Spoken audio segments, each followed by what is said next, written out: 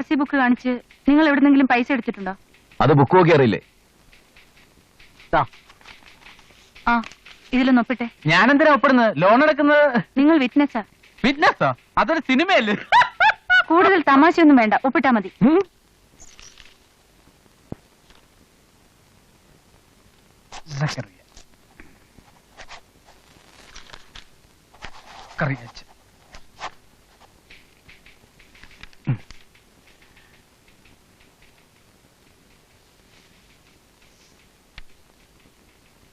എങ്ങനെയുണ്ട്?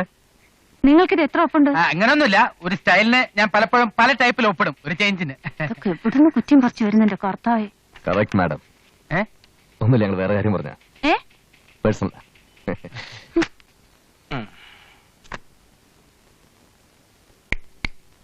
പറഞ്ഞതൊക്കെ ഓർമ്മയുണ്ടല്ലോ? മുതലും പലിശയും കൃത്യസമയത്തിന് ഇവിടെ അടച്ചിരിക്കണം. ആ കാര്യത്തിൽ മുതലാളി ഒന്നുകൊണ്ടും ഭയപ്പെടണ്ട, കൃത്യമായിട്ട് അടച്ചിരിക്കും. അടച്ചില്ലെങ്കിൽ ഈനാശുവേട്ടനല്ല, എന്റെ അപ്പൻ സാക്ഷാൽ പുളിമൂട്ടിൽ തോമസ് ഏട്ടനാണെങ്കിലും വണ്ടി ഞങ്ങൾ പിടിച്ച് മുതലാളിയുടെ കസ്റ്റഡി കൊണ്ടിടും. സ്ട്രിക്റ്റാ, വളരെ സ്ട്രിക്റ്റാ. ഞങ്ങളുടെ പോളിസിയാണ്. നാട്ടിലും ഞങ്ങൾ ഈ പണിയാ ചെയ്തുകൊണ്ടിരുന്നത്. അവിടെയുള്ള ഒരു ഫിനാൻസ് കമ്പനി പൂട്ടിച്ചിട്ടാണ് ഞങ്ങൾ ഈ പണിക്കിറങ്ങിയത്. പൂട്ടിയത് കൊണ്ടാണ് ഈ പണിക്ക് ഇറങ്ങിയത്. അവര് പിന്നെ ഫിനാൻസ് കമ്പനിക്കാർ തമ്മിൽ ഒന്നും രണ്ടും പറഞ്ഞ് തെറ്റി, അല്ലാതെ ഞങ്ങളുടെ കുഴപ്പം കൊണ്ടല്ല.